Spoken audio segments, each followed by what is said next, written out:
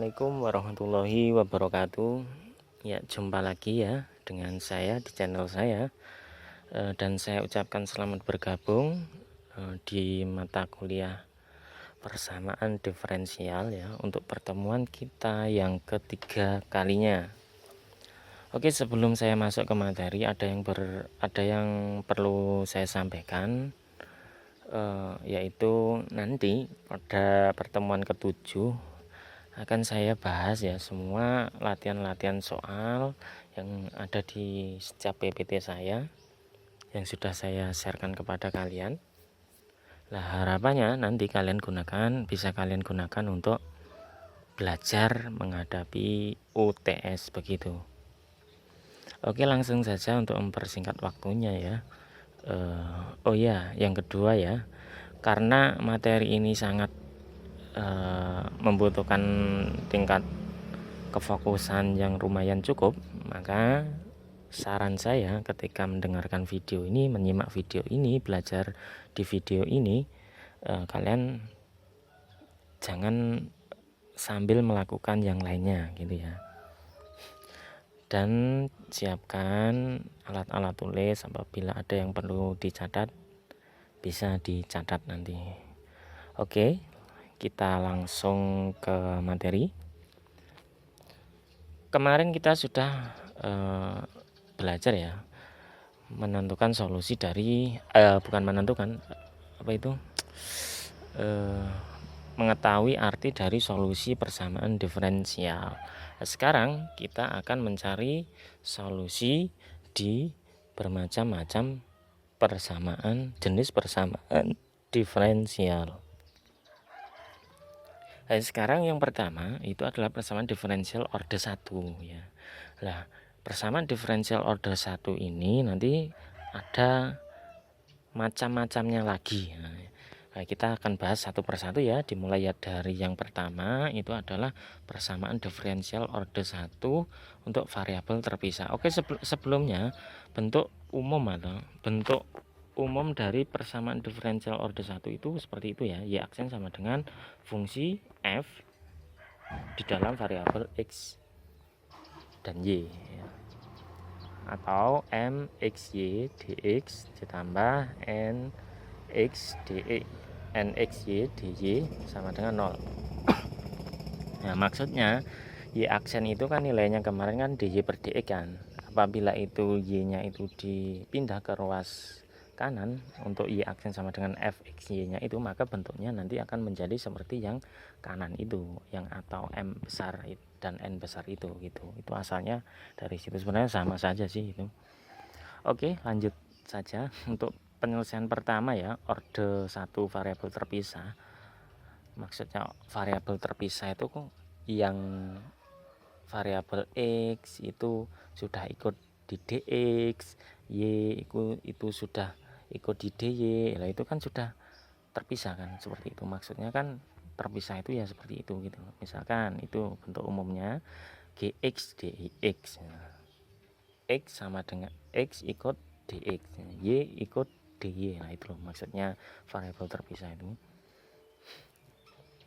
Sekarang langkah penyelesaiannya adalah dengan mengintegralkannya. Itu sangat mudah. Seperti kemarin sudah toh latihan yang pertemuan 2 ya, sama sepertinya. Ya sama, maksudnya sama ya. Nah, itu yang seperti itu diintegralkan, atau yang bawah itu bentuk integralnya. Yang bawah itu sama sebenarnya, asalnya juga dari yang atas. Misalkan kita pandang yang atas ya, seperti itu, h y dy nya kita pindah ruas ke ruas kanan, maka akan negatif toh itu, jadinya tinggal diintegralkan gitu. Sebelum masuk diintegralkan ya, saya ulangi lagi. Yang bawah itu asalnya dari gx dx, ini bentuk umumnya ini gx dx ditambah hy dy ya. Lah itu hy dy nya dipindah ruas kanan. Setelah itu kan 0 dikurangi hy dy kan, hasilkan negatif hy dy, tinggal diintegralkan gitu saja. Oke, kita masuk ke contoh. Carilah persamaan penyelesaian umum ya dari persamaan diferensial tersebut. 2x dx tambah 2y dy kan sudah terpisah toh ini. Nah, tinggal diintegralkan saja. Maka integral dari 2x dx itu adalah x pangkat 2 ditambah c1. C1 itu konstanta ya. Nah, karena kan kalau kita mengintegralkan integral tanpa batas lah ya, itu pasti ditambah c. Nah, itu indeks 1 itu maksudnya karena di sini integralnya ada banyak, ada 3 atau di sini, maka C1 itu berarti konstanta dari hasil integral yang pertama. Itu maksudnya itu. Yang C2 itu konstanta dari hasil integral yang tengah itu. Yang C3 itu hasil dari integral dari 0 itu loh ya. Nah, setelah itu dapat baris kedua ya loh. Nah, C1, C2, C3 itu disederhanakan sedemikian hingga sama dengan C besar. C besar itu nilainya adalah C3 dikurangi C1 dikurangi C2. Artinya C1, C2 itu dipindah ruas ke ruas kanan. Sedemikian hingga C3 dikurangi C1 dikurangi C2 itu kita misalkan dengan C besar, jadi konstanta. Nah, persamaannya yaitu solusinya, persamaan umumnya.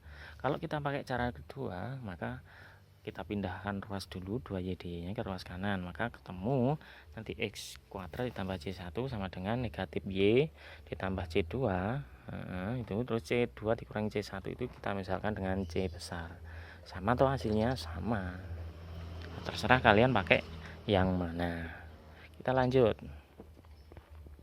Lakukan penyelesaian persamaan diferensial 16y y aksen ditambah 9x sama dengan 0. Nah, ini pada dasarnya itu variabelnya juga terpisah. Cuman kita harus memisahkannya dulu. Penyelesaiannya y aksen itu kan dy per dx kan. Masing-masing kedua ruas dikalikan dx. Maka yang ruas kiri dx-nya hilang, yang ruas kanan ditambah dx. Jadi hasilnya 16y dy sama dengan negatif 9x dx ya. Dari mana dapat negatif 9 itu dipindah ruas gitu loh ya. Terus tinggal diintegralkan ini pakai cara yang kedua tadi ya, yang bawah tadi.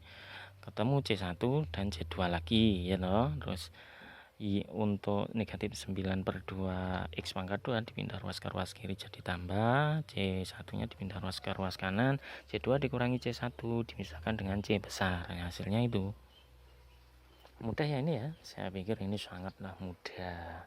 Kita lanjutkan contoh yang ketiga. Ini sama ya, y aksen dikurangi y sin x sama dengan 0.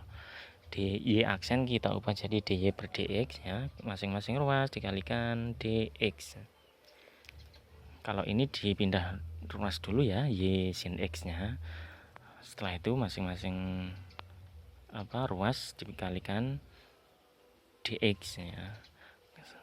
Sebab y itu masih satu kelompok di dalam sin x nya, variabel x nya y yang di ruas kanan dihilangkan, caranya masing-masing ruas dibagi y. Oke, jadi yang ruas kiri ada seper y, yang ruas kanan itu y nya hilang tapi ketambahan dx ya.